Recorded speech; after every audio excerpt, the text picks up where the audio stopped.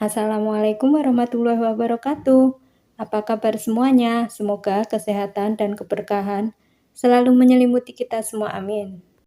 Kali ini saya akan membawakan ringkasan kisah dakwah Nabi Muhammad SAW ketika Rasulullah bersembunyi dari kejaran kaum musyrikin. Sebelum saya mulai, saya ucapkan terima kasih kepada semuanya karena sudah klik channel ini. Langsung saja, check it out.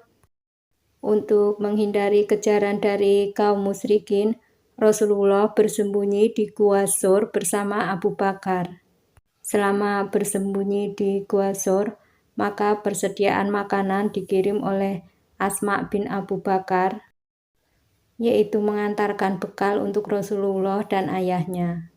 Sedangkan Abdullah bin Abu Bakar bertugas memata-matai kaum kafir Quraisy. Ada juga Amir bin Fuhairah yang bertugas mengantar susu dan menghapus jejak Abdullah. Amir bin Fuhairah ini adalah budaknya Abu Bakar yang sudah dimerdekakan. Malam ini bertepatan dengan tanggal 27 Safar, tahun ke-14 kenabian. Rasulullah mendatangi kediaman Abu Bakar. Kemudian mereka keluar dari pintu belakang dan bergegas meninggalkan kota Mekah sebelum ada yang melihatnya. Sesuai rencana Rasulullah pun sebelum berhijrah ke Yasrib, Rasulullah singgah di suatu tempat. Baru kemudian hijrah ke Yasrib ketika keadaan sudah aman. Tujuannya adalah untuk mengelabui kaum musyrikin.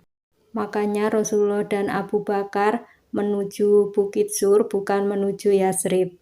Sedangkan perjalanannya sendiri dari Mekah ke Bukit Sur sekitar 8 km.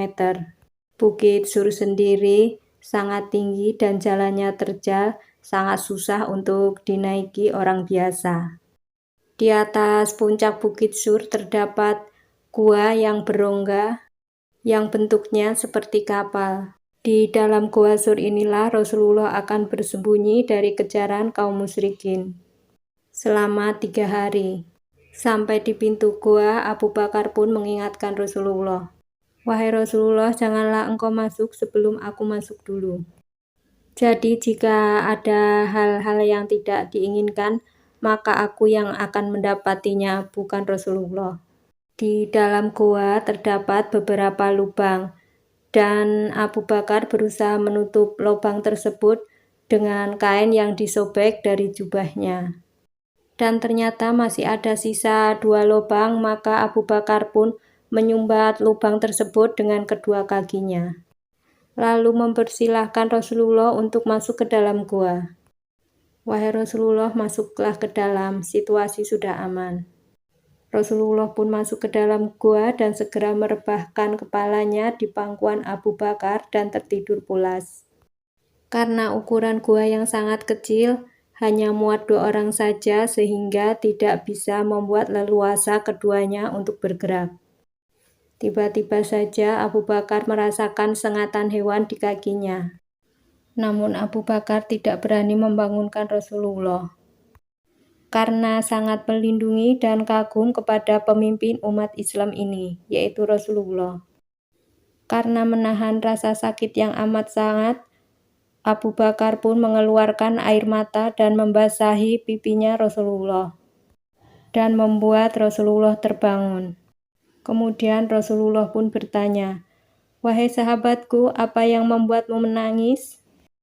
Abu Bakar pun menjawab, "Sepertinya kakiku disengat oleh hewan ya Rasulullah." Rasulullah pun menjawabnya, "Ya Allah, cepat tarik kakimu dari lubang itu ya.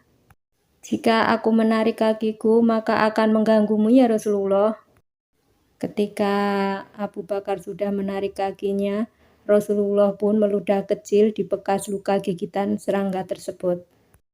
Dan seketika itu juga bekas dan rasa sakitnya pun menghilang. Dan Abu Bakar pun berkata, "Alhamdulillah ya Rasul, kakiku tidak sakit lagi." Sementara itu di tempat lain kaum kafir Quraisy melampiaskan kekesalannya kepada Ali bin Abi Thalib dengan cara memukul dan menyeretnya ke Ka'bah. Kaum kafir Quraisy itu mendesak Ali agar mengatakan posisi Nabi Muhammad SAW sedang ada di mana. Namun Ali pun tetap diam 1000 bahasa. Karena Ali tidak mau mengakuinya, maka kaum kafir Quraisy pun mendatangi orang terdekat Rasulullah untuk dimintain keterangan, yaitu Abu Bakar. Sesampainya di rumah Abu Bakar, kaum kafir Quraisy itu berteriak-teriak, "Wahai Abu Bakar, keluarlah!" Asma pun yang berada di rumah berusaha membuka pintu walaupun dengan tangan yang sangat gemetar. Ketika para kaum kafir Quraisy itu bertanya kepada Asma, "Wahai Asma, di mana ayahmu?" Dengan sangat gemetar, Asma pun menjawab, "Aku tidak tahu." Kaum kafir Quraisy itu kembali menegaskan, "Sekali lagi aku tanya, wahai Asma, di mana ayahmu? Apakah bersama dengan Muhammad?" Dengan sangat gemetar, Asma pun menjawab, "Saya beneran tidak tahu, wahai saudaraku." Saking emosinya Abu Jahal pun menampar Asma hingga anting-anting Asma jatuh ke lantai. Asma hanya bisa menangis dan berkata, "Ya Allah, saya beneran tidak tahu apa-apa." Namun salah satu pemuda kaum kafir Quraisy itu pun merasa iba dengan Asma, serta menegur Abu Jahal, "Wahai Abu Jahal, itu tidak selayaknya dilakukan kepada wanita." Karena Rasulullah tidak berhasil dibunuh hari itu, maka kaum kafir Quraisy pun kembali berkumpul untuk merencanakan pembunuhan selanjutnya.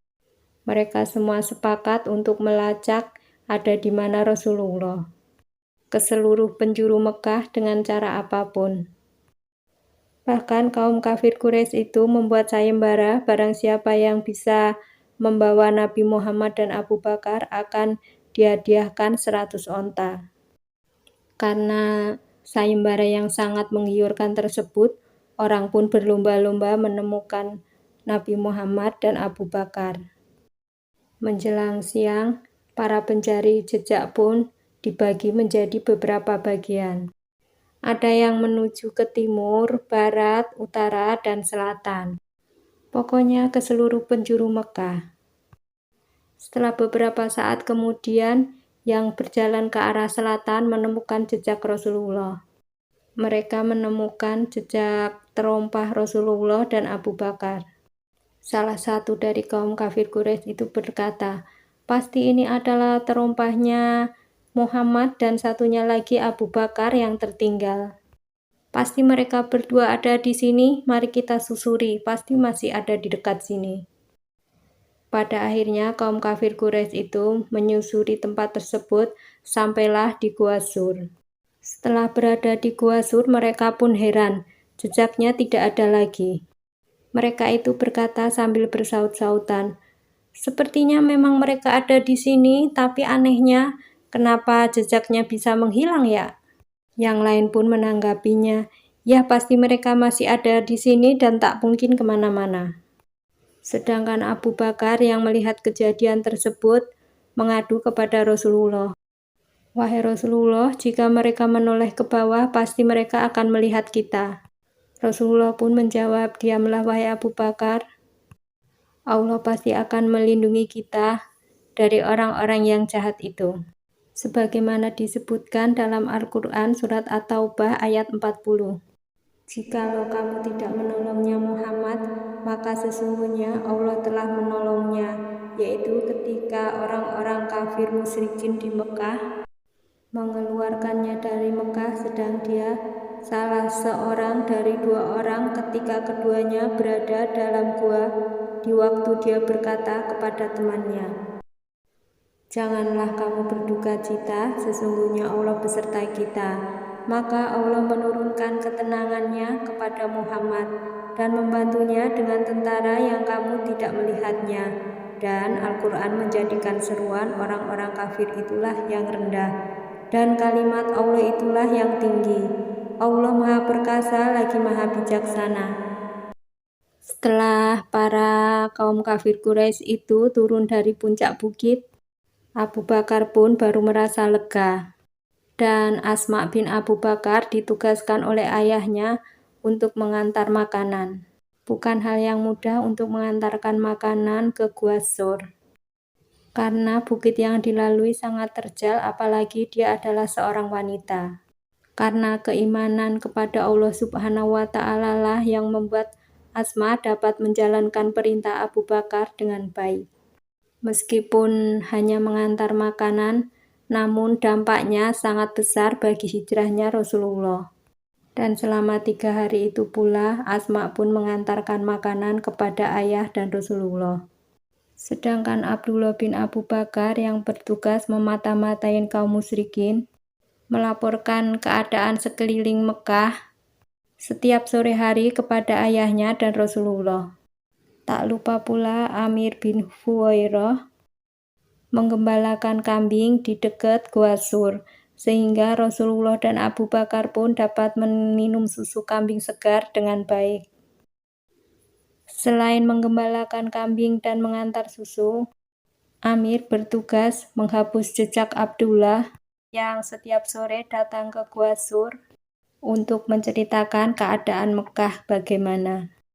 Tepat di hari keempat, keadaan sudah mulai aman dan orang-orang Mekah pun tidak berminat lagi dengan sayembara tersebut. Sedangkan kaum musyrikin sudah mulai mengendurkan emosinya dan mulai menghentikan pelacakan. Dan pada hari ini seorang penunjuk jalan bernama Abdullah bin Uraiki mendatangi Rasulullah dan Abu Bakar. Abdullah ini adalah seorang musyrik, namun dia sangat amanah dengan pekerjaannya sebagai penunjuk jalan. Oleh karena itu, Rasulullah dan Abu Bakar mempercayakan penunjuk jalan kepadanya.